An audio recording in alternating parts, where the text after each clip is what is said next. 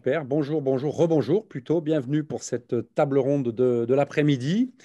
Merci d'être avec nous. Alors, je ne sais pas si vous étiez malade, mais on nous a dit que vous étiez en salle d'attente. Mais du coup, avec un peu de chance, tout va bien.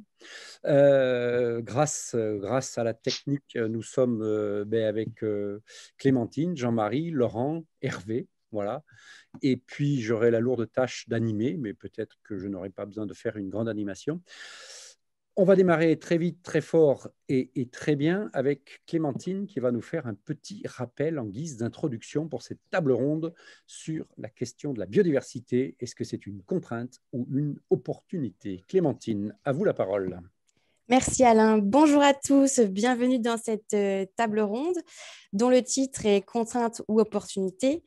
Et le thème portera sur la biodiversité au sein de la gestion des espaces agricoles et forestiers, avec les rôles clés joués par la biodiversité au sein des agrosystèmes exploités, moteurs des productions agricoles et forestières. Alors, pour revenir donc sur la définition de la biodiversité, c'est un terme qui provient de la contraction de diversité biologique, c'est-à-dire la diversité du vivant. La biodiversité, c'est tout le vivant et la dynamique des interactions en son sein. Plus précisément, c'est l'ensemble des milieux naturels et des formes de vie, plantes, animaux dont les êtres humains, champignons, bactéries, virus, etc., ainsi que toutes les relations et les interactions qui existent d'une part entre les organismes vivants eux-mêmes et d'autre part entre ces organismes et leur milieu de vie. Donc, il faut voir que dans cette biodiversité, il y a 3 niveaux interdépendants qui sont la biodiversité écosystémique, donc tous les différents écosystèmes que l'on peut rencontrer sur notre planète, que ce soit des déserts, des océans, des milieux forestiers, puisque ça nous intéresse particulièrement aujourd'hui, et aussi des écosystèmes qui peuvent être créés par l'homme, comme des écosystèmes en plein centre de nos villes, puisqu'ici on voit une photo prise à Toulouse, où les plantes s'installent quand même. Il y a la biodiversité spécifique, qui est peut-être celle que l'on appréhende le plus facilement avec les diverses espèces que l'on connaît bien. On peut voir des serpents, des amphibiens, des plantes, des lichens, des insectes, des champignons. Et puis, il y a aussi la biodiversité génétique, qui elle aussi est très importante, qui est cette diversité au sein même des espèces. Donc, pour la biodiversité, ce que je vous disais précédemment, c'est qu'effectivement, la biodiversité spécifique est celle que l'on connaît le mieux, ou en tout cas qu'on appréhende le mieux quand on est un citoyen qui n'est pas forcément dans le monde de l'environnement. On entend souvent parler des abeilles, ces insectes qui sont souvent surmédiatisés en termes d'espèces qui nous permettent de cultiver nos plantes, nos fruits, nos légumes. D'autres sont moins connus, mais commencent à être mieux pris en compte. On parle des pollinisateurs sauvages ou d'autres auxiliaires de jardin comme les hérissons. Et puis, beaucoup d'espèces restent complètement inconnues du grand public, même si l'information est de plus en plus facilement accessible. J'ai pris de façon un petit peu, avec un petit clin d'œil, de prendre Wikipédia. C'est une source de données qui n'est pas forcément la plus scientifique, mais qui en tout cas est très accessible au grand public et qui peut être même bien alimentée en termes d'articles scientifiques. Si on prend par exemple l'article sur les mycorhizes, qu'elles soient ecto- ou endomycorhizes. Et puis on a aussi tous ces auxiliaires comme les colamboles, les vers de terre. Mais n'oublions pas toute la biodiversité de nos écosystèmes qui participent à l'exploitation de nos systèmes, que ce soit sur un milieu qui peut être, on va dire, divers en termes d'habitat naturel, que ce soit des habitats, on va dire, agricoles, que ce soit des habitats de sylviculture et qui sont aussi accompagnés d'espaces bocagers, donc qui sont vecteurs de grande biodiversité, et puis d'autres systèmes qui peuvent être exploités, de forêts, mais qui vont être moins riches du fait de leur exploitation. Donc ici, on a un système forestier qui est moins divers. Et puis, on a toute cette biodiversité génétique. Ici, je vous ai mis en exemple la coccinelle asiatique, qui présente ici sur la photo une large diversité génétique avec plein de phénotypes différents. Donc, on utilise aussi cette biodiversité pour nos systèmes exploités. Et puis, ça peut apporter des inconvénients comme des avantages. Pour cette espèce de la coccinelle, c'est un petit clin d'œil, puisque c'est une espèce exotique. Et puis, on a aussi toute cette biodiversité sauvage qui nous a permis d'avoir une diversité de nourriture, comme ici l'exemple de la tomate. Donc, je vais vous laisser débattre sur la biodiversité est-elle une contrainte ou une opportunité, en vous présentant ici des images d'une biodiversité que l'on retrouve dans nos systèmes exploités. Et je passe la parole à Monsieur Canet pour animer les débats. Merci. Merci beaucoup pour cette introduction. Eh bien oui, on va se lancer dans le débat. Je crois savoir et je peux imaginer que vous allez vous faire des suggestions, poser des questions, agir et interagir. Euh, on va commencer par Laurent, si vous le voulez bien, et je vais vous poser une question. Je vais vous poser la même question à tous les trois, sauf si vous me dites que vous ne voulez pas que je vous pose cette question-là, mais j'ai envie de vous poser pour commencer la même question, savoir si d'après vous la biodiversité, ça se produit, ça se préserve ou ça se détruit? Question un peu bizarre, mais est-ce que là, on produit, on préserve, on détruit la biodiversité? Quel est votre avis là-dessus? Puisque ce n'est pas encore très clair, je crois, dans la tête des gens. Laurent, nous vous écoutons. Ouais, qu'on en produit, je doute. En tout cas, sur des temps courts, je doute fortement parce que pour créer une espèce, il faut un certain temps de mise en place dans un milieu particulier, coupé du reste du monde, etc., etc. Qu'on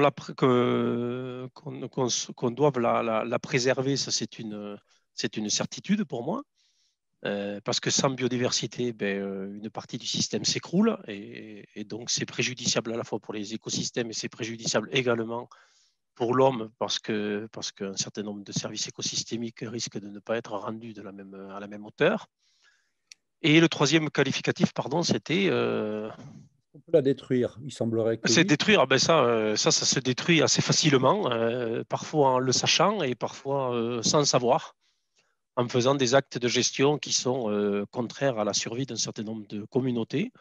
On détruit une part de la biodiversité. Alors, c'est certainement pas grave dans des écosystèmes extrêmement biodivers comme les forêts, comme les écosystèmes forestiers, qu'un certain nombre d'espèces soient supprimées de cet écosystème-là, parce qu'il y a ce qu'on appelle une redondance fonctionnelle parmi les espèces, c'est-à-dire il y a toujours plusieurs dizaines ou plusieurs milliers ou plusieurs centaines d'espèces qui sont dans les écosystèmes naturels capables de jouer à peu près le même rôle fonctionnel.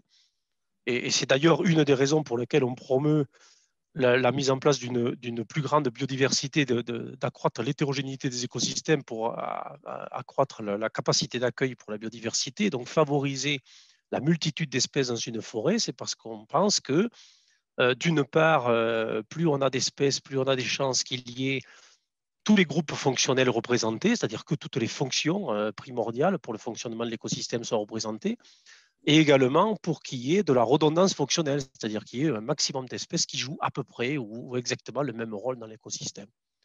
Donc évidemment, on l'a détruit. Alors quand on détruit très partiellement et qu'on n'enlève pas de la redondance fonctionnelle ou pire, des fonctions entières, ce n'est pas très grave.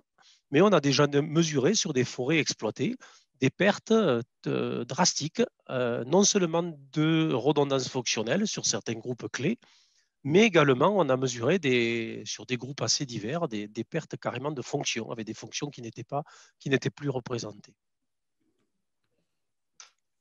Merci beaucoup. À question simple, réponse complète. Donc, merci beaucoup. Jean-Marie, même question, s'il vous plaît. Je ne vais pas répéter ce que vient de dire très Non. bien Laurent. Je crois que ce serait pas de la redondance fonctionnelle pour le coup, mais de la redondance, je ne sais pas quel terme il faut choisir. Peut-être pour juste compléter, il a dit qu'on ne crée pas de biodiversité, Oui. sauf peut-être à l'échelle infraspécifique, avec les races animales et les variétés des plantes cultivées. Bon, mais ça reste quand même extrêmement limité. OK, merci. Hervé, il te reste le mot de la fin pour cette question. Ça se produit, ça se préserve ou ça se détruit? Ou les trois? La biodiversité ne se préserve pas. Elle se cultive.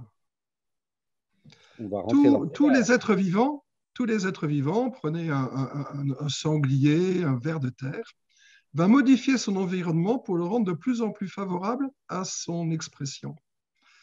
Un arbre va nourrir le sol pour faire qu'il y ait plein de micro-organismes qui lui soient utiles également. Il va attirer des oiseaux aussi pour créer des liens relationnels. En fait, chaque être vivant cultive sa propre biodiversité, son propre milieu, les propres éléments desquels il a besoin pour se développer. Alors, Homo sapiens, qui rêve de vivre dans une ville, a un petit peu oublié ce qu'est la biodiversité en sélectionnant certes ce qu'il lui faut pour son alimentation, en sélectionnant de belles plantes, de belles fleurs dans ses parcs et dans ses jardins, hein, quelques légumes, voilà, donc c'est entouré d'une forme de biodiversité, on va dire, esthétique ou alors très fonctionnelle liée à son alimentation. Et on a peut-être eu cette habitude depuis un siècle et demi d'être très sélectif quant à nos interactions avec le monde vivant. Voilà. Et donc à éliminer, à détruire tout ce qui était autour de nous, plus que de le laisser vivre tout simplement. Et finalement, depuis quelques années, on est arrivé à des formes de biodiversité qu'on appelle fonctionnelles, où on tolère, on accepte qu'on cohabite avec des êtres qui ont une fonction, une utilité pour nous. Mais donc, pour qu'il y ait plus de vie sur Terre, pour que la biodiversité soit une réalité dans tous les écosystèmes, il faut peut-être aussi qu'on laisse une place à ça. Et pour ça, il faut qu'on décide de laisser cette place. C'est en cette décision que je dis que ça se cultive. Ça cultive, ça devrait être une culture au sens culturel des choses et une culture au sens technique de mettre en œuvre différents types d'infrastructures qui puissent permettre d'accueillir une plus grande diversité d'organismes dans nos milieux. Hein. Voilà, donc c'est pour ça que je pense que la biodiversité se cultive et qu'aujourd'hui, on peut laisser faire les choses, bien évidemment. C'est une façon de cultiver les choses et on peut aussi les organiser de façon à ce qu'on arrive à trouver une forme d'adéquation positive entre cette biodiversité si méconnue et nos modes d'existence. Voilà. Encore un tout petit truc sur la biodiversité, il y en a une qu'on a oubliée, c'est la biodiversité humaine.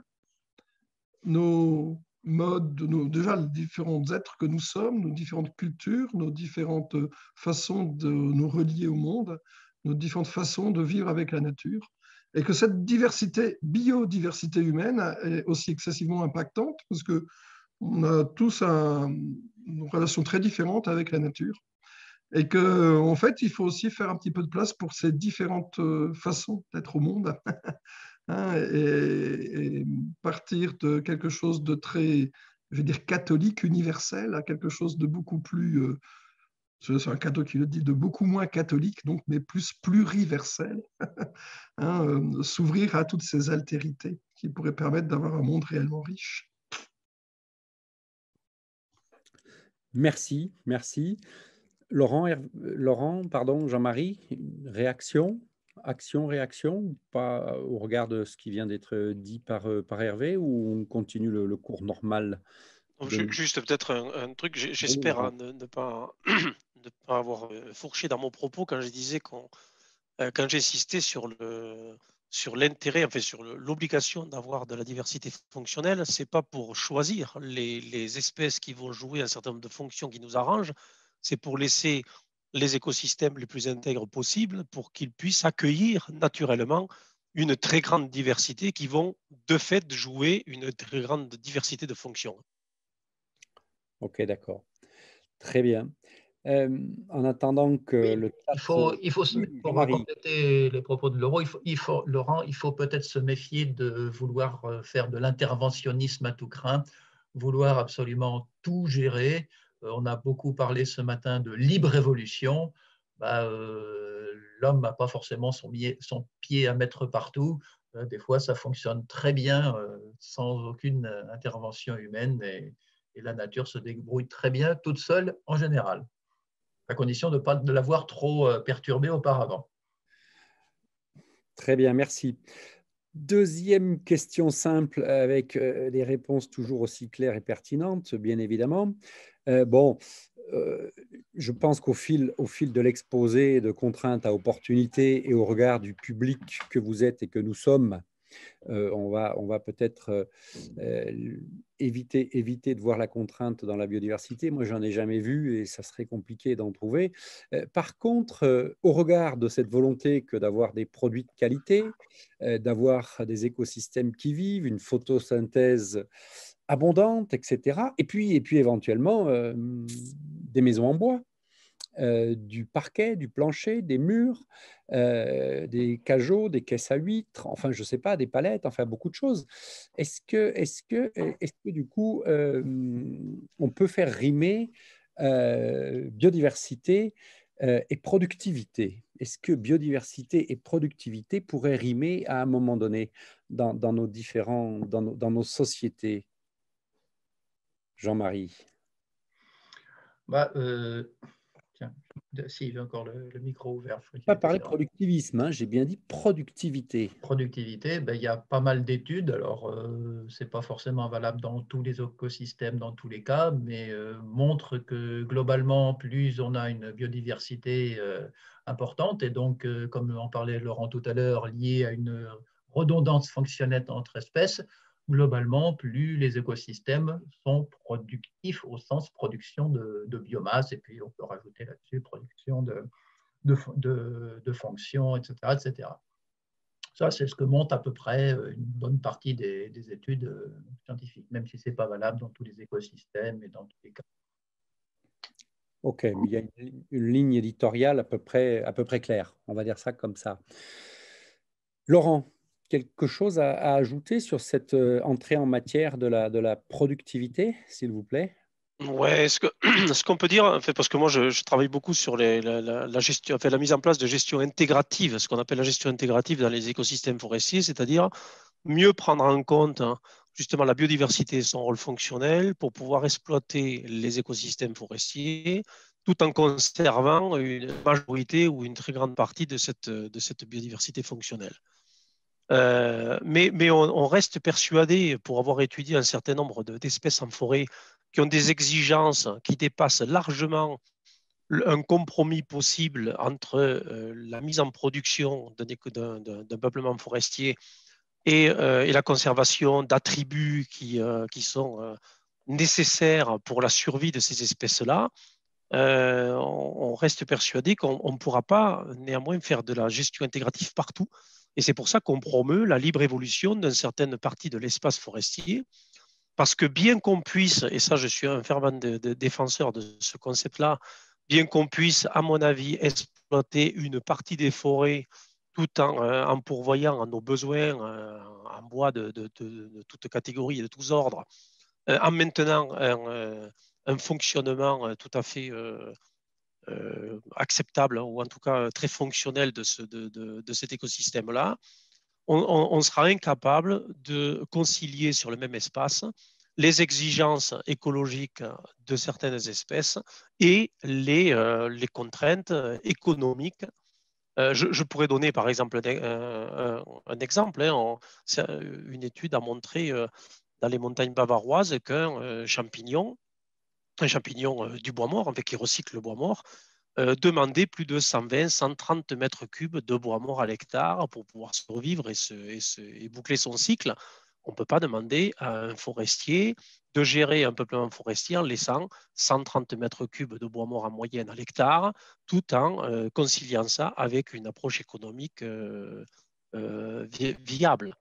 Et donc, il y a bien de la place pour les deux choses. Il y a une place à réserver pour de la libre évolution, pour justement conserver ces compartiments de la biodiversité qui nécessitent des ressources qu'il est impossible de garder dans des forêts gérées.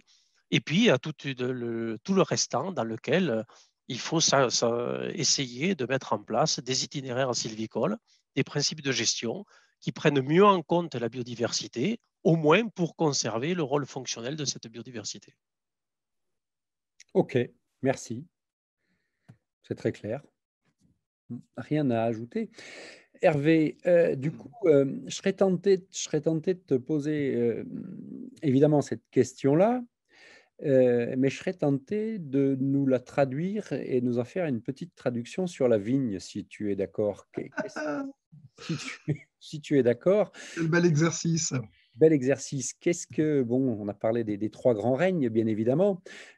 Alors, je ne sais pas lequel t'inspire le plus, puisque la complémentarité, les interactions sont récurrentes, mais qu'est-ce que ça peut vouloir dire que de cultiver la biodiversité aujourd'hui en 2021 dans une vigne? La vigne qui est décriée, sensible, qui perd beaucoup de matière organique, qui a beaucoup de problèmes, quelle que soit la viticulture que l'on pratique, qui érode, qui a besoin d'être traitée en permanence, etc., etc. Je rappelle pour info, parce que c'est peut-être pas clair pour tout le monde, toute vigne confondue, aujourd'hui, on passe 42 fois pour la traiter, quel que soit le vin que l'on boit, toute forme d'intervention, hein, qu'elle soit avec des substances dites chimiques de synthèse ou organiques, mais avec des machines lourdes, etc., etc. On passe 42 fois dans les vignes.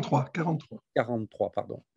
J'en oublie une, hein, on passe 43 fois et sur 28 mots recensés, tout le monde en a 17. Qu'est-ce que ça veut dire, Hervé, que de produire de la biodiversité en agriculture? Non, je dis 43 parce que 42, c'est quand même un chiffre sacré, c'est celui du sens de la vie. Donc on dit 42 fois des pesticides, ça sonne faux dans ma tête, c'est tout. Guide du voyageur intergalactique, voilà. 43. Allons-y. Je ferai la parenthèse. 42, oui. 42 et demi alors.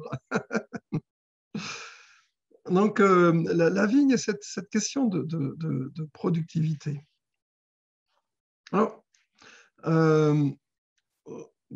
chaque fois qu'on raisonne, au début, les agriculteurs, et comme chacun d'entre nous, on est à un certain point dans notre relation avec tout ce qui est vivant.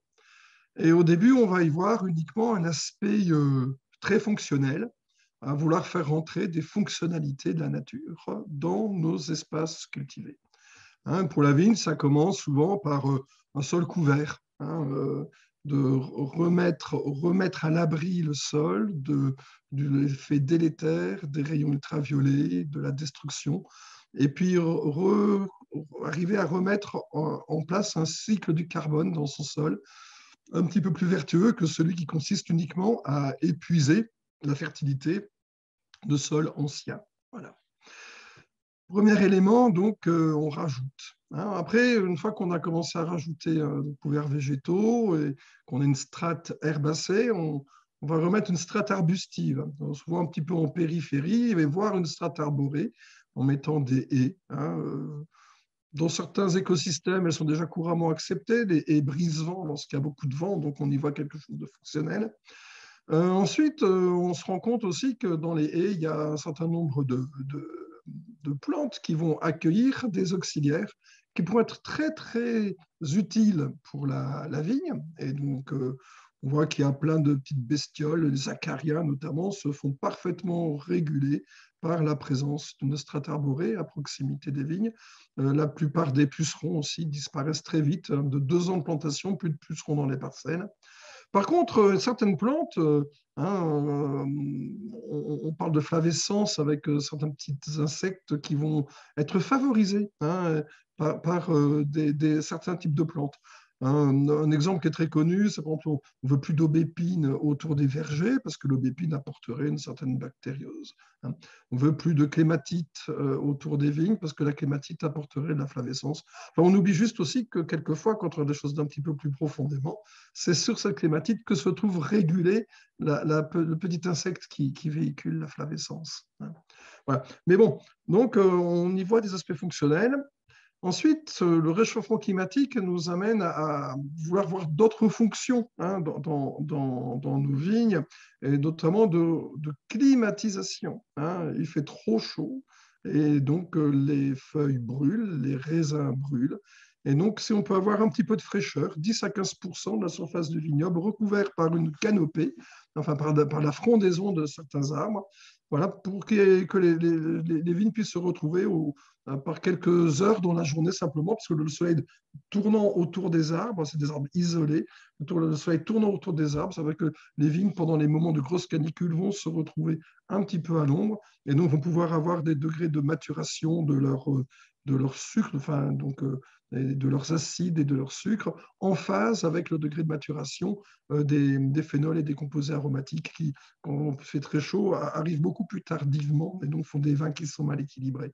Nous, la nécessité comme ça, enfin, la fonctionnalité du moins, de pouvoir rediversifier l'intérieur des vignes. Et après, on se rend compte que la vigne est une plante originaire des ripisylves, hein, donc elle est née les pieds dans l'eau, et qu'en fait, beaucoup des petites bestioles qui peuvent réguler les maladies de la vigne se trouvent dans les ripisylves. Et donc là, on arrive à essayer de remettre en place, en bordure de nos vignobles, des petites zones humides, de façon à ce que les auxiliaires spécifiques de la vigne, dans ces microcosmes, ces micro-habitats humides en bordure des vignobles, puissent commencer à exister. C'est-à-dire que et si on met dans la problématique des pucerons, par exemple, si j'ai que du puceron de la vigne, ça va être du puceron qu'à un moment précis de l'année. Et tout le reste de l'année, les auxiliaires qui mangent des pucerons n'auront rien à manger. Donc, il faut qu'ils aient des petits écosystèmes dans lesquels ils puissent trouver un refuge, le temps pour trouver à manger, tout simplement, en attendant qu'il y ait de nouveau quelque chose à manger dans mon vignoble. Et donc, la mosaïque des écosystèmes qu'on va pouvoir créer dans une vigne ou autour d'une vigne vont être un élément clé de la résilience des systèmes.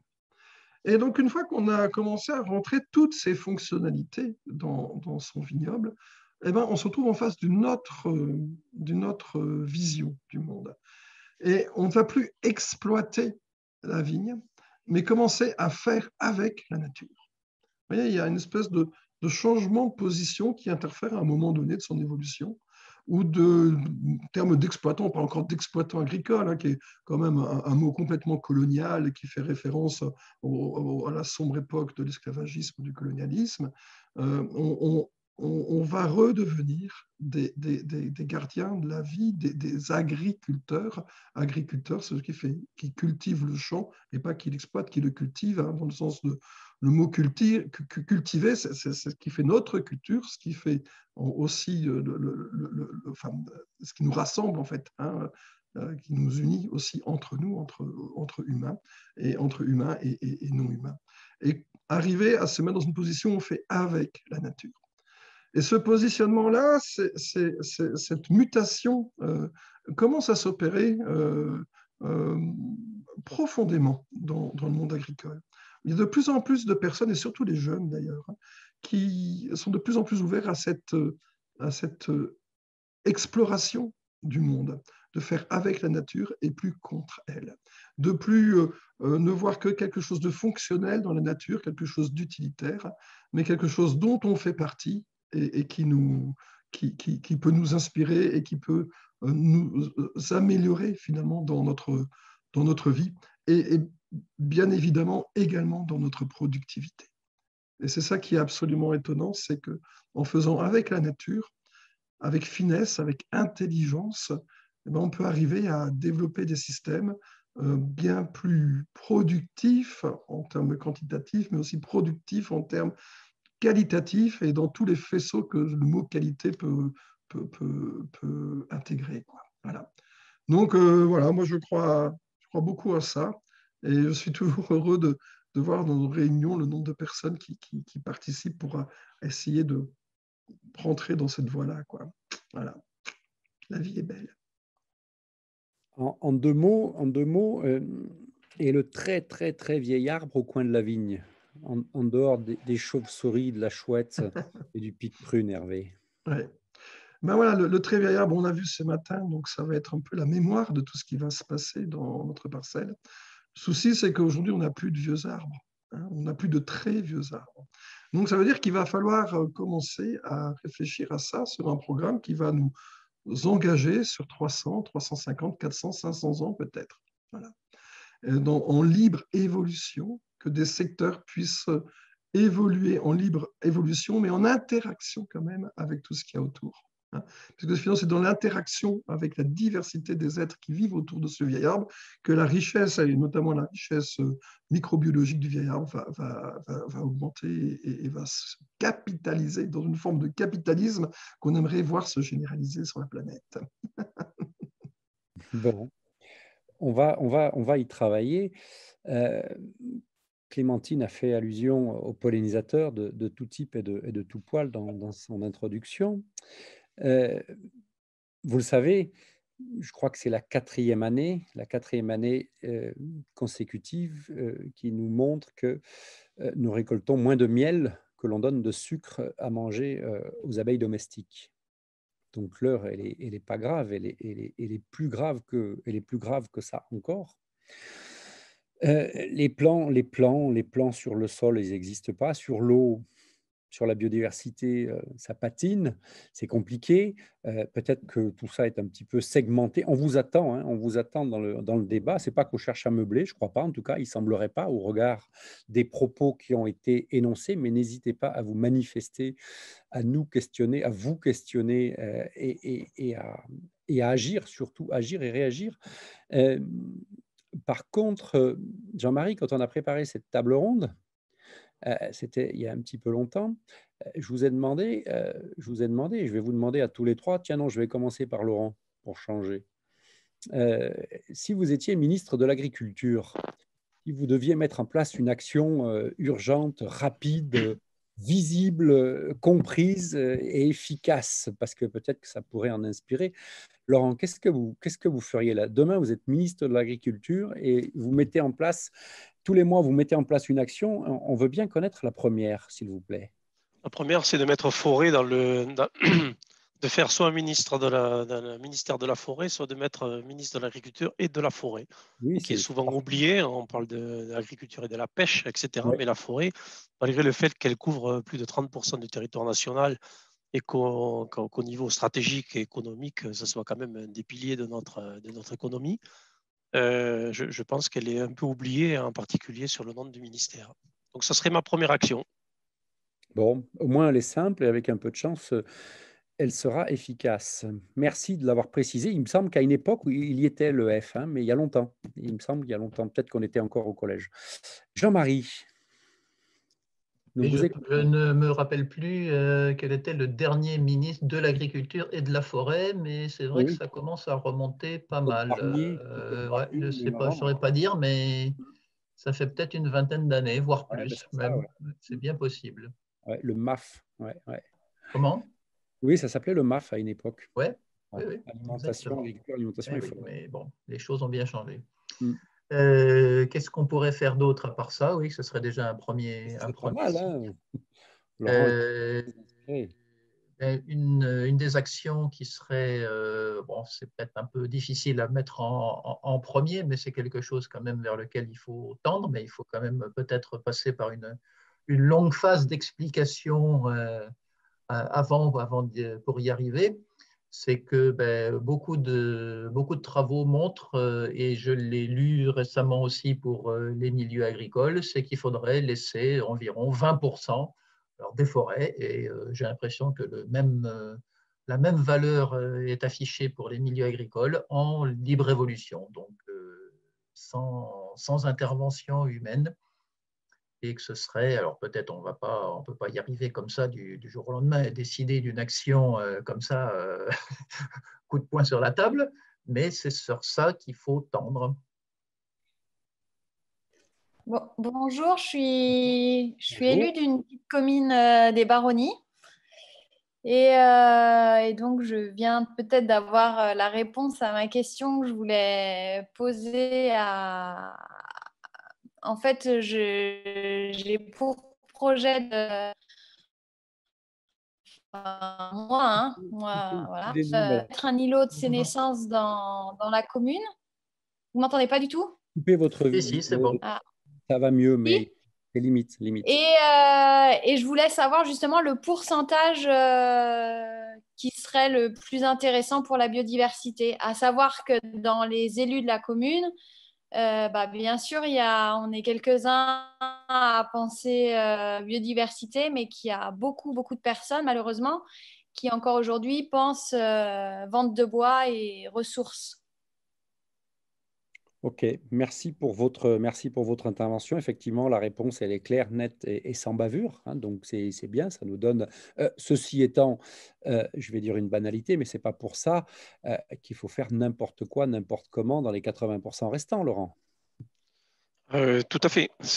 Alors, je rejoins les 20% qui sont issus d'un faisceau d'éléments qu'on a divers et variés et qui nous conduisent à dire qu'en dessous de 20% de libre évolution dans lequel on aurait des écosystèmes intègres pour un habitat donné, on risque de perdre des espèces, donc un certain nombre d'espèces. Comme je disais tout à l'heure, ça ne veut pas dire que quand on perd un certain nombre quelques espèces, on va mettre en péril le système, mais néanmoins, a priori, en dessous de ces 20% de surface en libre évolution pour un habitat, on prend des risques en tout cas de perdre une certaine diversité et donc une certaine fonctionnalité. Alors ça, c'est évidemment que ça n'empêche pas de faire ce qu'il faut sur les autres 80%, parce que sinon, si on partage le territoire en 20% où on ne fait rien et 80% où on fait n'importe quoi, là, on va dans le mur, on court à la catastrophe. On en a quelques exemples divers et variés. Et donc, il faut évidemment, dans les 80% qui restent, mettre en place ce qu'on appelle donc la gestion intégrative, c'est-à-dire prendre en compte ces aspects de biodiversité de façon plus prégnante dans les itinéraires sylvicoles et dans les aménagements, enfin dans les actes, dans les plans de gestion, disons. Et pour répondre plus concrètement à la question de Mme Mandin, sur les îlots de sénescence, c'est-à-dire des îlots qu'on mettrait en libre évolution permanente pour jouer justement ce rôle de conservation et à la fois des espèces et des processus complexes des écosystèmes forestiers. Là, on a quelques chiffres sur la taille minimum de ces îlots-là. Alors, on a un chiffre qui émane d'une étude menée de modélisation menée par des collègues suisses sur l'approvisionnement en formes diverses de bois mort, dont on sait que le bois mort est vraiment un attribut extrêmement important, puisqu'on considère qu'il y a au moins 25-30% des espèces forestières qui sont dépendants plus ou moins strictement du bois en décomposition. Donc, on s'intéresse fortement à ce compartiment bois mort. Et donc, pour garantir à très long terme un approvisionnement suffisamment divers de bois mort, ils ont mis en évidence par modélisation qu'il fallait que cet îlot fasse au moins 2 hectares d'un seul tenant. Et on a essayé de faire à peu près le même travail sur un sujet qui me préoccupe encore plus, qui sont les dendromicrohabitats dont j'ai parlé ce matin. Et là, on est tombé à 10 hectares. Donc, en dessous du seuil de 10 hectares pour les dendromicrohabitats et de 2 hectares pour le bois mort, on prend des risques d'avoir des ruptures d'approvisionnement en certains types de bois mort ou en certains types de dendromicrohabitats, et donc de mettre en difficulté un certain nombre d'espèces qui sont liées à ces attributs.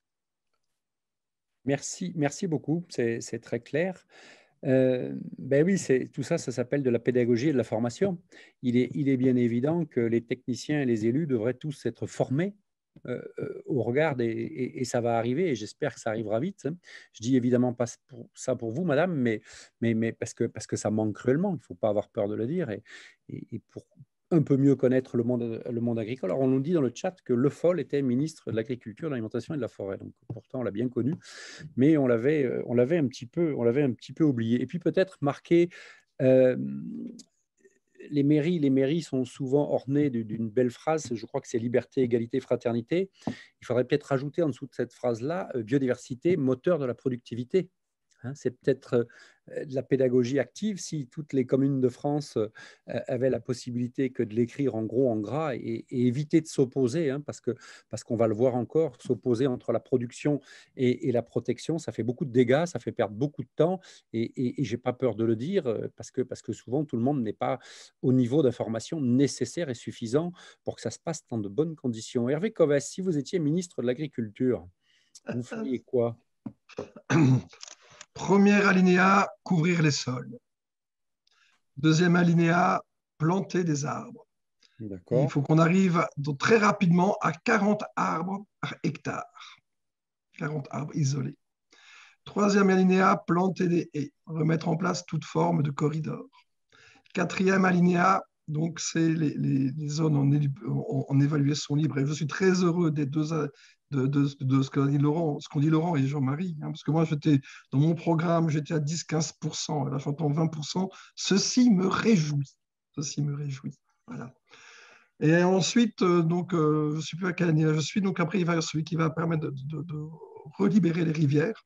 Ça, c'est pour combler le cycle du phosphore et que les animaux marins puissent revenir jusqu'en amont des bassins versants pour enrichir nos écosystèmes en phosphore. Hein. Traditionnellement, c'était les poissons migrateurs et les oiseaux migrateurs qui le ramenaient jusque partout. Hein. Et comme il n'y a plus de migration animale, ben, le stock de phosphore de beaucoup de nos écosystèmes est en train de s'épuiser.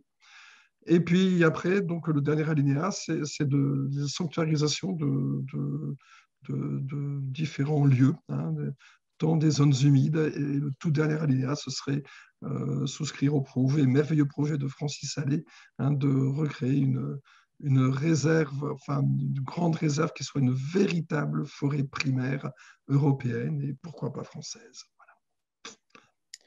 Ok, merci. Jean-Marie,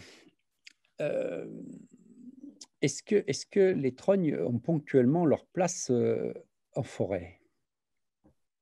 En forêt ou hors forêt? J'ai pas entendu. En forêt, vous m'avez bien entendu. En forêt. Ouais, puisqu'il y a des forêts de trognes par Il y a endroit. des forêts de trognes, oui. On en a quelques-unes dans notre inventaire. On les a prises. Maintenant, c'est vrai que elles sont un peu entre deux mondes dans les vieilles forêts. Elles n'ont pas tous les éléments de maturité, notamment la maturité d'écosystème, puisqu'en général, donc, il y a eu une forme de culture. Donc, c'était souvent des forêts dans lesquelles on prélevait du bois, il y avait du pâturage, etc. Donc, tous les attributs de l'écosystème ne s'expriment pas, notamment en termes d'essence. Si on prend par exemple les hêtraies, les trognes, les têtards de hêtres, bah, il manque souvent le sapin. Donc, il y a quand même des éléments de l'écosystème qui ne sont pas présents. Mais c'est vrai qu'après, le fait d'avoir été traité en tétard pendant X centaines d'années, ça va générer énormément de certains types de microhabitats, en particulier les cavités et dans une moindre mesure les dendrothelmes. Et donc, ça permet l'accueil d'une certaine biodiversité liée à ces dendromicrohabitats-là. Mais il n'y a pas tous les éléments, tous les attributs de maturité qu'on peut trouver dans des hêtraies sapinières en libre évolution depuis des dizaines ou des centaines d'années. Donc, effectivement, dans un peuplement, par exemple un peuplement forestier qui aurait été exploité pendant longtemps, le fait que l'on ait ces arbres, disons, pastoraux, puisque c'est un peu leur origine, va apporter de la biodiversité et notamment certaines formes par l'intermédiaire de certains dendromicrohabitats. Et puis ensuite, il y a du bois mort qui vient quand même, que quand ils commencent à avoir des âges canoniques, ils finissent par générer pas mal de bois mort. Ils finissent par s'écrouler. Mais le problème après, c'est que il peut y avoir une rupture lorsque ces arbres ils deviennent très vieux et qu'ils n'ont pas été renouvelés. Donc, il peut y avoir une rupture entre ce peuplement-là qui a généré donc, ce bois mort, ce dendromicrohabitat, et puis le peuplement suivant qui va avoir des signes de maturité peut-être que dans 1 ou 2 siècles. Donc, c'est un point positif dans certains cas, mais des fois, ça peut générer des ruptures. Ok. Merci. Même question, Laurent. Quelques trognes en forêt. Alors, naturellement, il y a des choses qui ressemblent à des trognes qui existent naturellement en forêt, sous des régimes naturellement perturbés par la casse de tiges, par le vent, par la casse de nombreuses grosses branches, etc. Il y a des réitérations qui font qu'il se crée des formes qui pourraient ressembler à certaines trognes qui résultent d'une anthropisation très forte et d'une culture, hein, d'une mise en forme des arbres. Ça, c'est la première chose. La deuxième, c'est que je pense que les paysages agro-pastoraux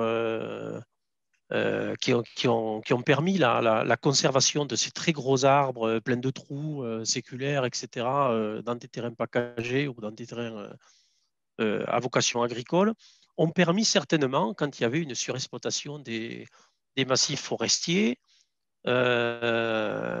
ces derniers siècles, pour des questions de fabrication de charbon de bois, par exemple, où on faisait des rotations extrêmement courtes, on laissait très peu de place aux très gros arbres.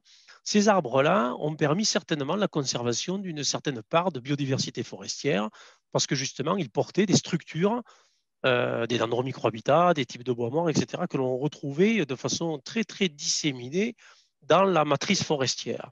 Ceci étant dit, je ne pense pas enfin, je pense que l'intérêt serait, le premier objectif serait de ramener ce type de structure dans les forêts, dans les écosystèmes forestiers, parce qu'on parle bien de biodiversité forestière, d'espèces qui sont liées aux écosystèmes forestiers, à l'arbre et aux écosystèmes forestiers.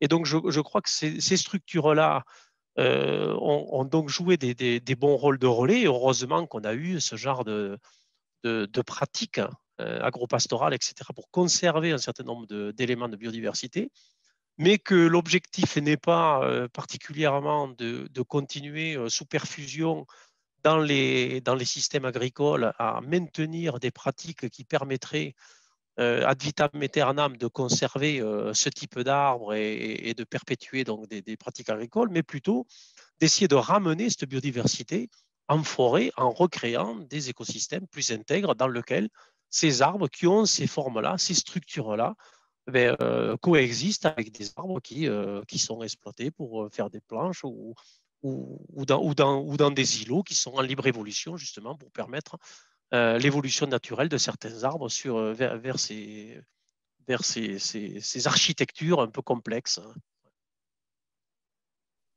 Ok, merci. Hervé, coexistence ou pas coexistence? Quelque chose à ajouter, Monsieur Coves?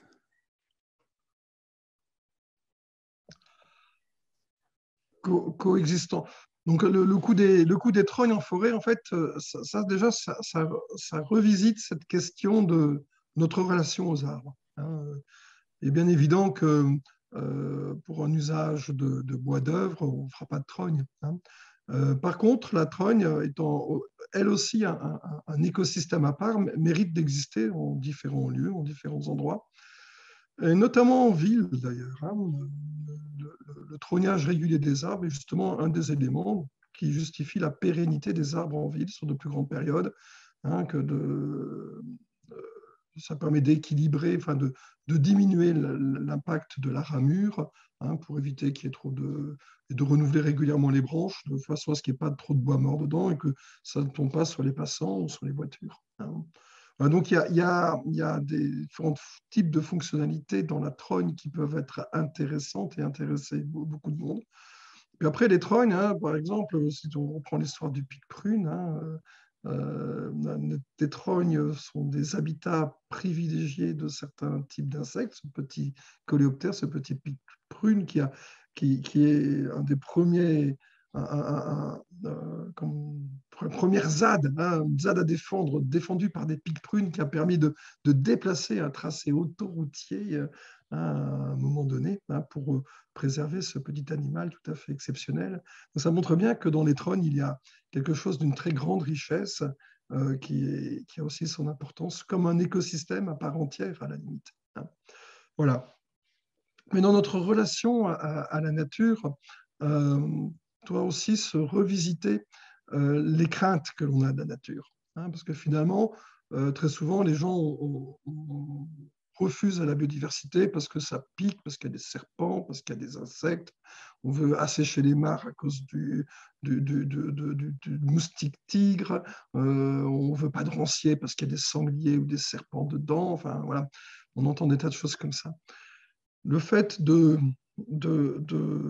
voilà, en termes de pédagogie, je crois qu'il y a quelque chose de très important de continuer de faire, et c'est ce qu'on fait ici, hein, et ce qu'on fait quasiment tous les jours dans notre métier, de bien montrer, de bien apprendre aux gens que dans la nature, certes, il y a des choses qui dérangent, mais il y a aussi beaucoup de choses qui agissent d'une façon quasiment symbiotique avec nous. Hein. Voilà, et je pense que si la vie existe depuis aussi longtemps sur Terre, c'est que ce qui est d'ordre symbiotique est plus fort que ce qui est d'ordre purement concurrentiel ou domination. Hein. Et donc, voilà, la vie a cette richesse-là d'avoir d'avoir cette... On voit qu'il y a une réaction là, hein. Amputer un arbre, est-ce soutenable? Couper un arbre, ce n'est pas l'amputer. Hein. Couper un arbre, c'est quelquefois la seule chose qui permet de le faire vivre dans certains lieux où les gens ont peur des arbres, ont peur d'avoir un bout de bois mort qui leur tombe sur la tête. Voilà, donc, c'est pas amputer que de manger un arbre. Hein. Les mammouths le faisaient avant nous.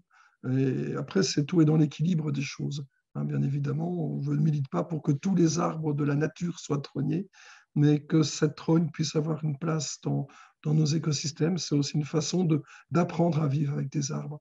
Et c'est dans le terme de pédagogie, justement, un arbre dont on prend la charge de s'occuper parce qu'il a une forme qui nécessite qu'on prenne soin de lui, comme de la façon qu'on taille des arbres fruitiers. On peut aussi les laisser en libre évolution, c'est vrai, hein, mais on peut aussi préférer les tailler pour avoir des productions plus régulières. Mais voilà que tout ça, ce sont des choix de vie qui ont cette grande pédagogie de nous faire vivre avec ces arbres. Et donc, ce n'est pas de la violence que d'essayer de vivre ensemble.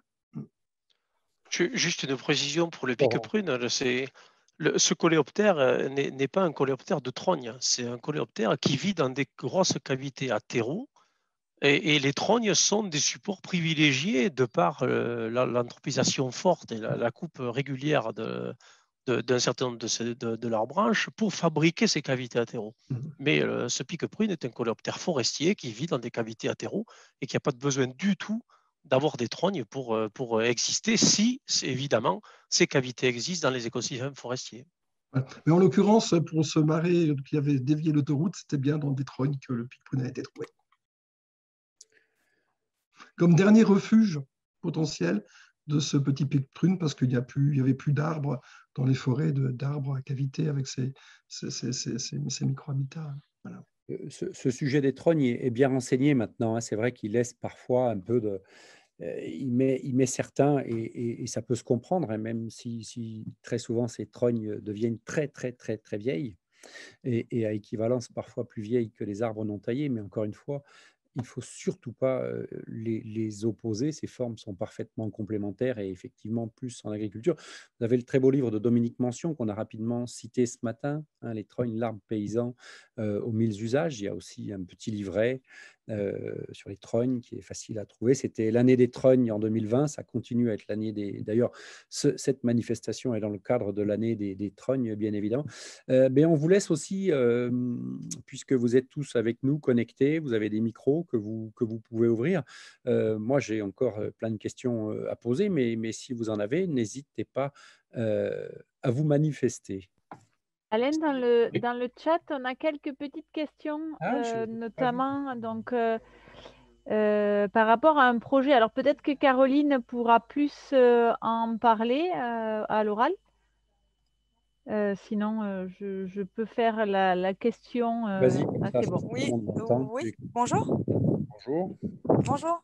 Je m'appelle Caroline, donc je fais partie d'une association.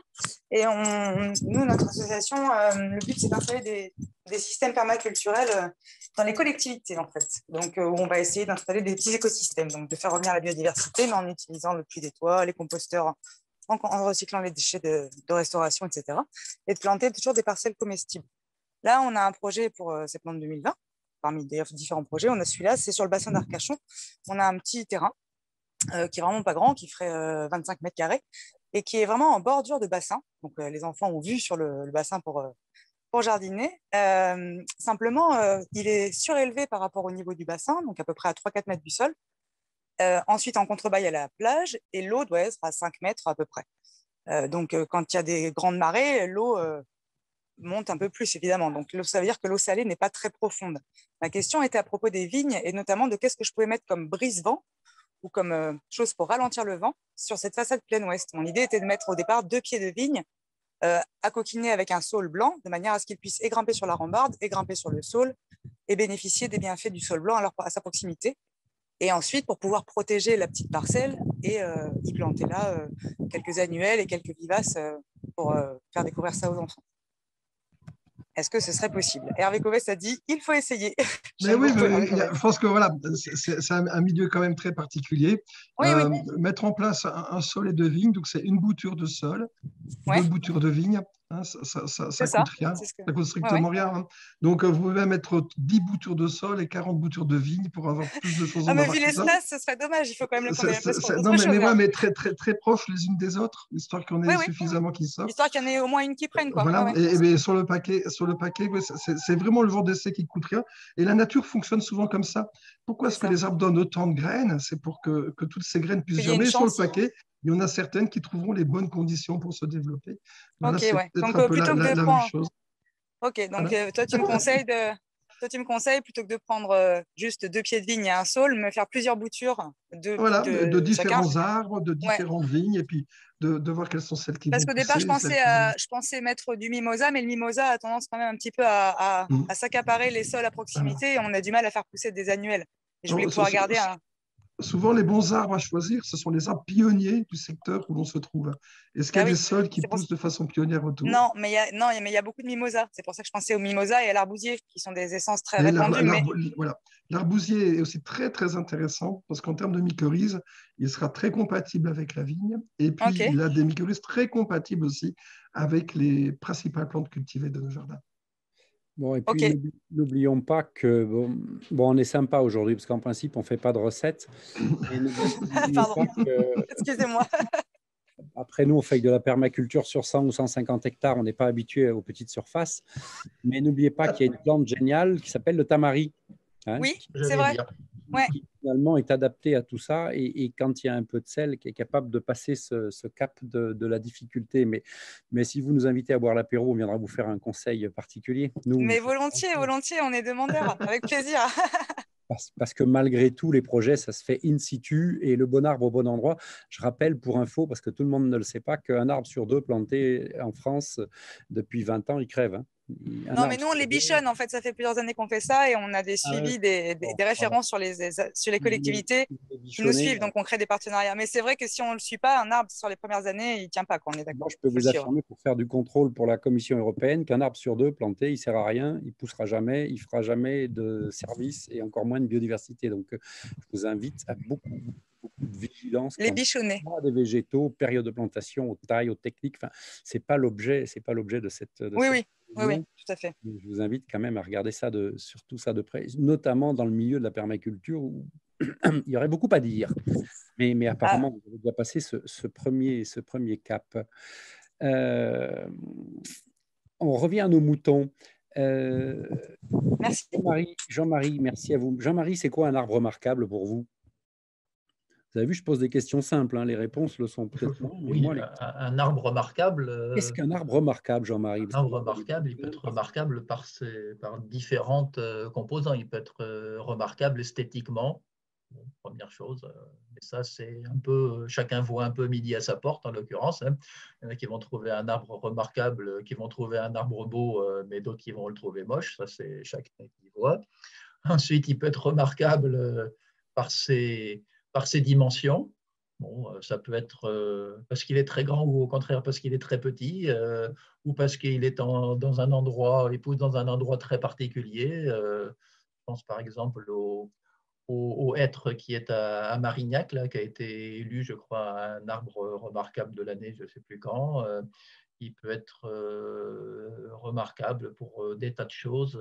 Il peut être remarquable parce que ça peut être une essence exotique, par exemple, qui a atteint des proportions importantes dans nos régions, alors que dans sa région d'origine, il pourrait ne pas être remarquable du tout, mais dans la mesure où il est très original chez nous, il va atteindre des caractéristiques particulières. Donc, il y a vraiment des tas de choses. Après, il peut avoir des éléments très particuliers. Je ne sais pas, moi, on pourrait imaginer un hêtre qui fusionne avec un autre arbre à côté pour une raison X ou Y, qui pourrait avoir des caractéristiques remarquables. Vraiment, ça peut partir dans plein de directions. Qu'est-ce qu'on a? Il y a des arbres remarquables parce qu'ils sont ni très grands, ni très gros, ni je ne sais pas quoi, mais ils vont avoir des particularités morphologiques particulières. Je pense, par exemple, il Il y a un hêtre pied d'éléphant là, dans la forêt domaniale de Salèche. Bon, il y a des tas de particularités comme ça qui font qu'on va mettre en avant un arbre pour une raison voilà, qui dépend de tas de facteurs. Ok, merci. Laurent? J'en connais pas mal. Oui, Nous, j'imagine. À l'école à Purpan, j'en connais en forêt, j'en connais ailleurs. Bon. Mais ceci dit, il y en a qui sont remarquables, mais que personne ne voit. Je vois par exemple, moi je suis une placette en forêt depuis 25 ans. C'était des arbres qui avaient un peu plus de 50 ans, maintenant ils en ont 80. C'est des Douglas, ils font 53 mètres de haut. C'est pratiquement maintenant les arbres les plus hauts de France. Voilà. Bon, ils n'ont rien de remarquable comme ça quand on les voit du bord de la route. Et pourtant, ça devient quand même maintenant les plus hauts de France. C'est un peu la différence entre remarquable et remarqué, quoi. Oui. Ça dépend un peu des critères qu'on met. Moi, je rejoins Jean-Marie. Ça dépend vraiment des critères que l'on prend pour définir ce qui sort un peu de l'ordinaire, puisque c'est un peu la définition de remarquable, quelque part, quoi. Bon, moi, comme je suis forestier, écologue forestier, je pense que les forestiers trouvent assez remarquables des arbres qui ont des dimensions qui sortent de l'ordinaire. En particulier, bon, les très très gros, ou les très très hauts, ou les très très vieux qui sont à la fois très très vieux et très très gros. Et puis, comme je m'intéresse aux dendromicrohabitats, ben, je finirai par une boutade en disant que pour moi, un arbre remarquable, c'est un arbre qui porte plus d'une dizaine de types de dendromicrohabitats.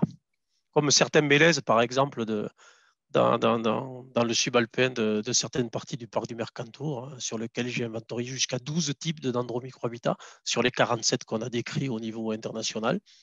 12 types de dendromicrohabitats qui sont portés par le même arbre. Oui, dans nos inventaires vieilles forêts, ça, on les appelle les arbres qui comptent 5 fois, 6 fois, 7 fois, parce qu'ils vont être très très gros, ils vont avoir des dendromicrohabitats, donc on va cocher, c'est des arbres qui vont permettre de cocher plusieurs cases. Ok, très bien. Ben non, mais pourquoi? C'est pas une boutade, Laurent. Au contraire. Bon, c'était pour ramener un peu les choses aux dendromicrohabitats, en cas qu'on n'en parle pas assez dans la journée, c'est pour ça. Alors, en termes de diamètre, là, le plus gros sapin que j'ai vu dans les Pyrénées, là, au cours de nos inventaires, alors c'était un sapin double, hein, ou double pratiquement dès la base, il faisait 2,70 m de diamètre. Bon, je pense que Laurent connaît aussi des très très gros du même acabit. Merci, d'accord. Bon, pendant que... Si je peux apporter un témoignage. Oui, c'est Guy, c'est ça? Oui. Oui, on vous écoute. Oui, un témoignage. Bonjour Jean-Marie, et merci pour la qualité des interventions. Bonjour Guy. Si je peux intervenir par rapport aux arbres remarquables, moi j'en citerai 3 dans le secteur où je me trouve. Bon, Jean-Marie, si tu te rappelles, qu'on avait fait une sortie pour le projet de la réserve naturelle du Montius, nous avons vu un sapin limite bordaire Bareil, qui était sur le même pied. Il y avait 3 gros troncs là, qui étaient immenses, là où il y avait le trou là, pour les mines de manganèse. Ça, c'est un énorme sapin qui est magnifique, qui vaudrait le coup d'être connu. Une autre remarque, ce serait les chênes tricentenaires que nous avons à Bordère, Louron, avec aussi bien morts que vivants, et qui sont magnifiques et par leur âge et par leur diamètre. Et puis, donc, en Trogne, de magnifiques frênes que nous avons également sur la vallée, qui sont également très, très vieux, et qui, par l'utilisation justement de l'homme pastoral pour les différentes utilisations du bois de frêne dans ce monde agricole, qui donne aujourd'hui des arbres merveilleux au niveau de leur aspect de trogne.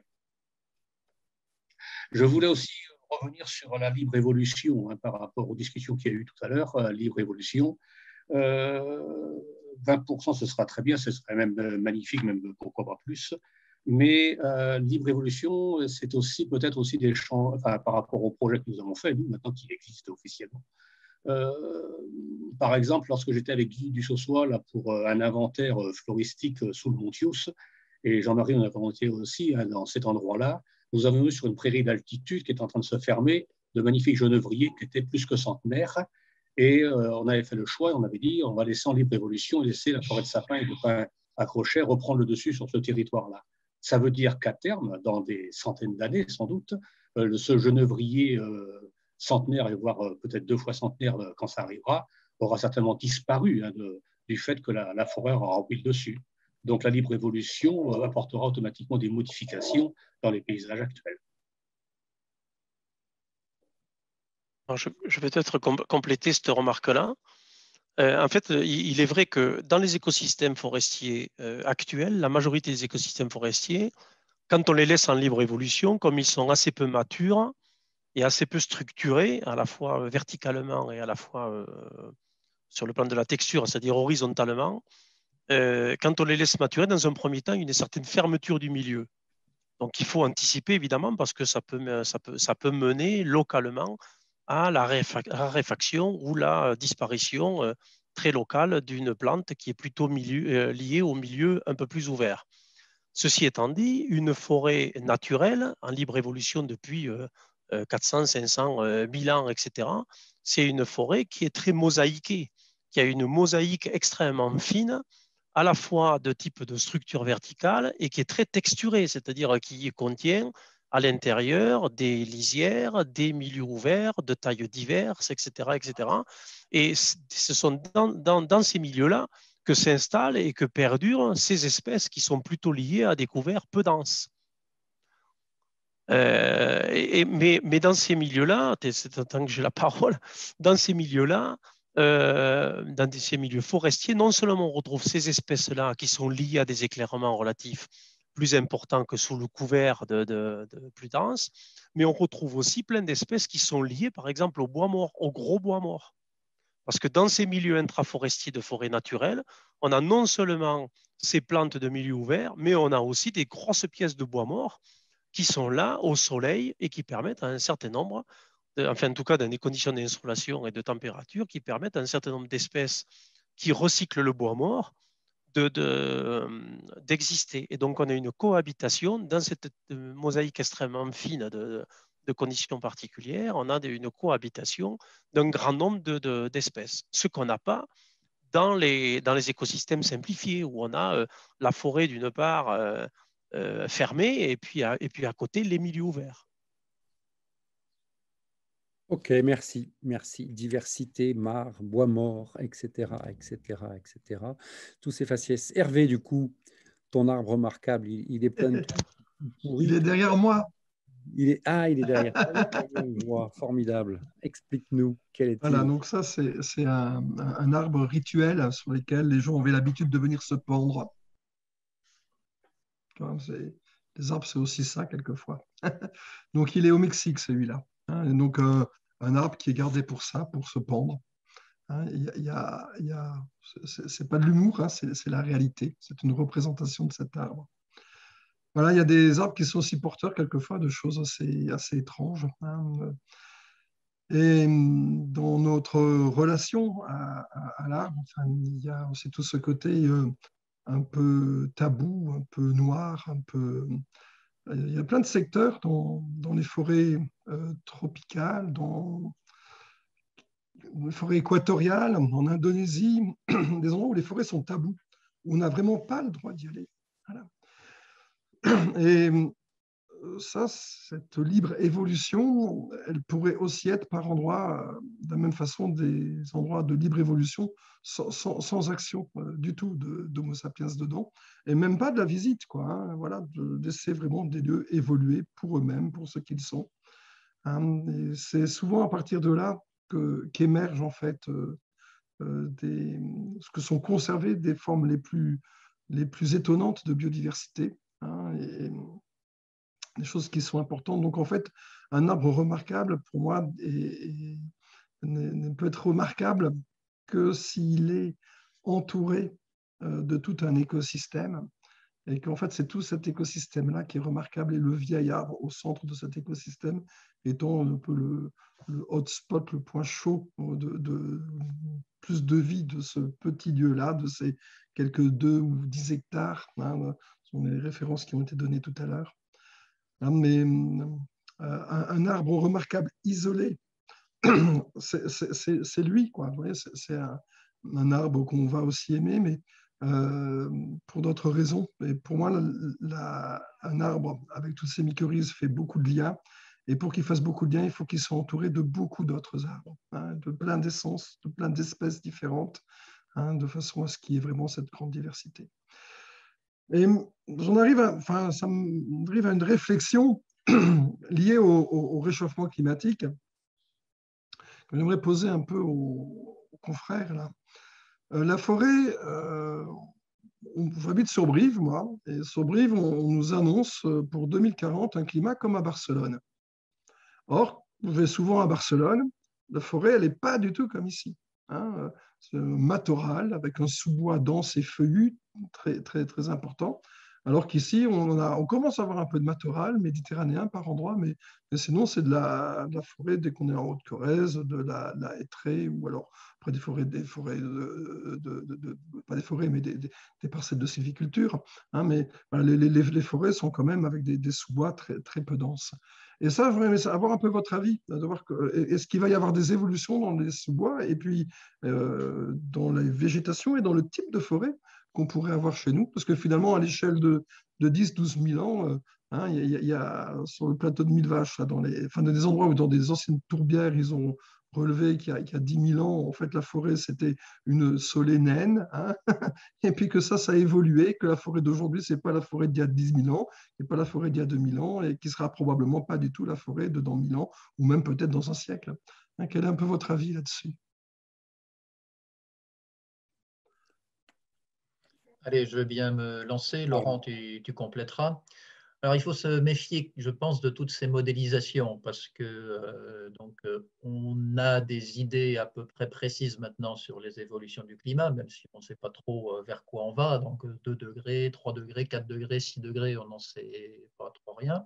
Donc, ce qu'on nous annonce effectivement, c'est un déplacement des climats vers le nord pour l'Europe occidentale de 400, mais ça peut monter jusqu'à 800 km. Alors en ligne droite et en restant en ligne, oui, et en restant à peu près à la même distance des zones océaniques. Ça, c'est quelque chose qui est à peu près accepté par la communauté scientifique. Après, dans ces modélisations de modification d'air des essences forestières, comment on a fait? On a pris la répartition actuelle des espèces. Alors, je prends par exemple l'exemple du hêtre. Donc, on a regardé comment était réparti le hêtre en France aujourd'hui. On a dit, voilà la répartition du hêtre. Le hêtre, il a besoin de telle et telle caractéristique. Et donc, quand on fait modifier ces caractéristiques-là à l'horizon de la fin du XXIe siècle, et bien voilà la répartition du hêtre à l'horizon d'un siècle. Seulement, ce qu'on oublie, c'est que la répartition actuelle des espèces d'arbres, ce n'est pas une répartition spontanée, c'est une répartition liée aux activités forestières. Donc, quand on intervient en forêt, on modifie pas seulement la maturité, mais on modifie aussi la composition en essence.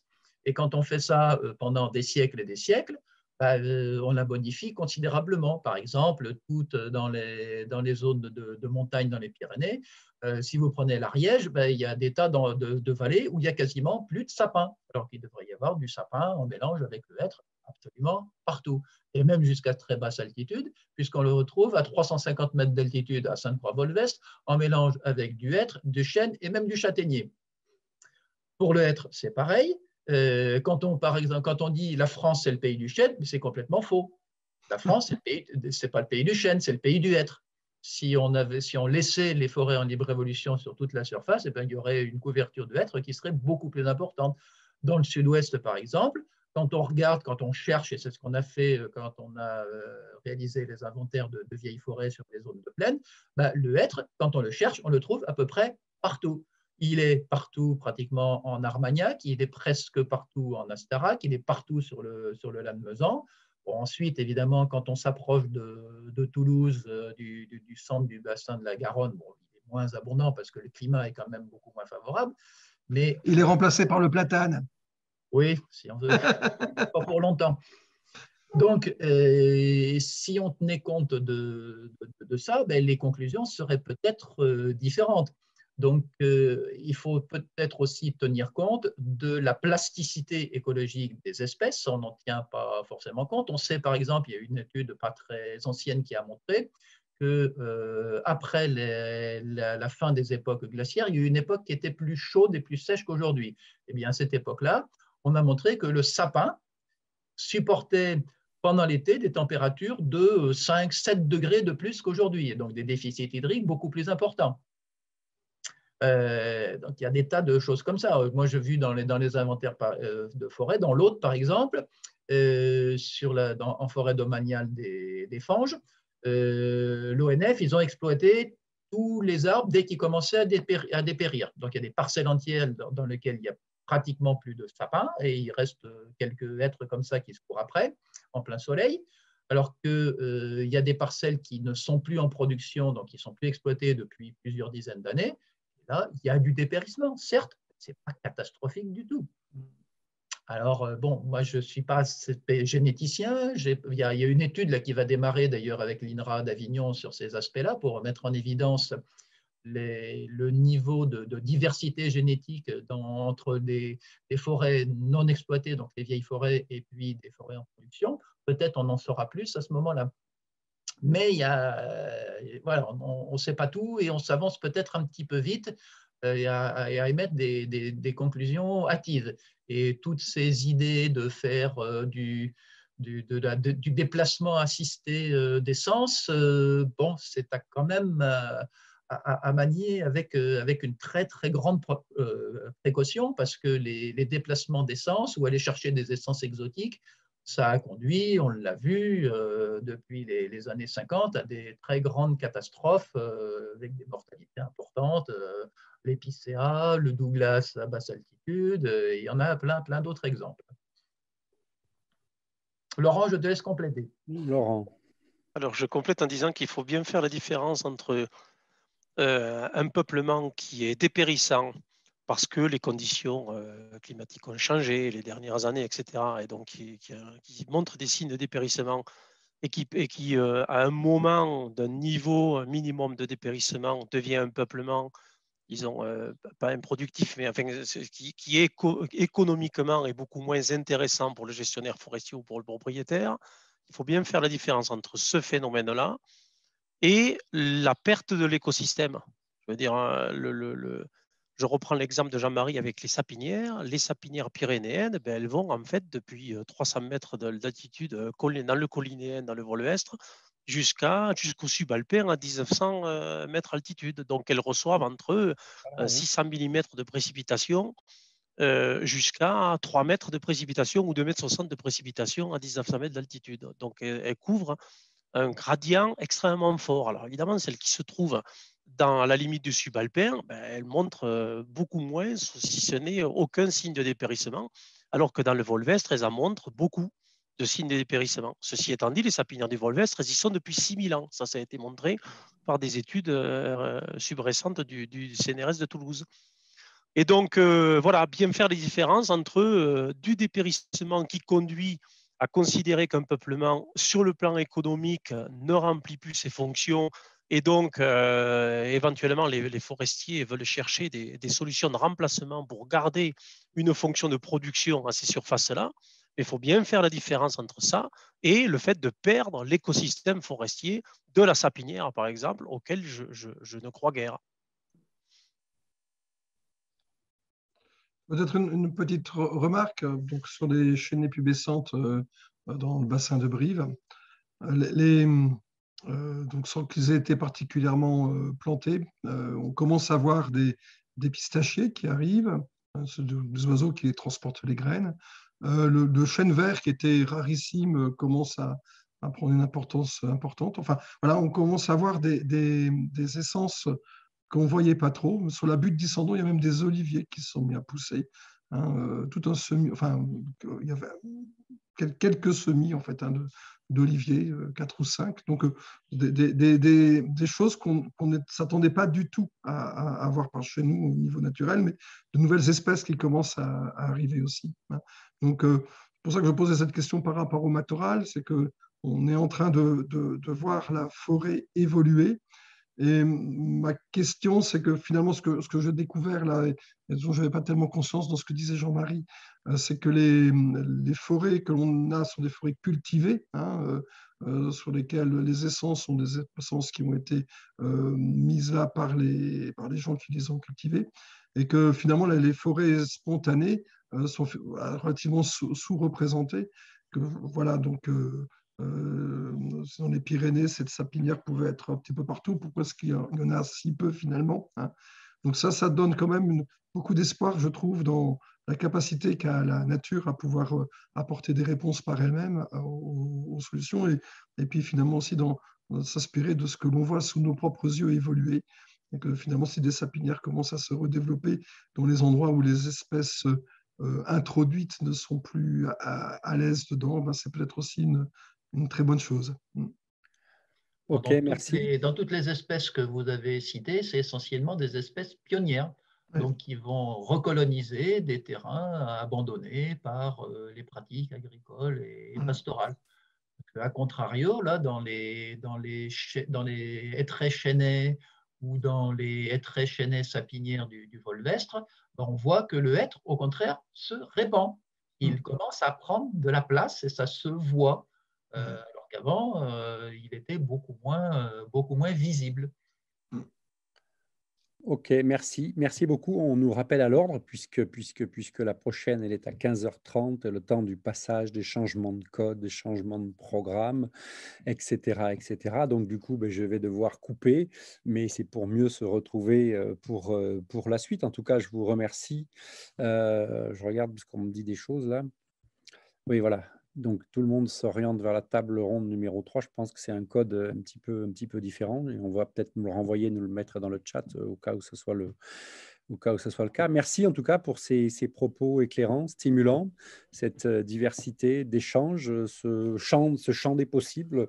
Je rappellerai que pour le milieu agricole, on a encore beaucoup à faire parce que 130 jours de sol nu par an. Et au-delà de l'albédo, ça cause beaucoup de dégâts. Ce que l'on vit aujourd'hui, disons-le, le GIEC l'avait bien écrit, je crois, en tout cas, sont les chocs climatiques. Hein, au-delà du froid, du chaud,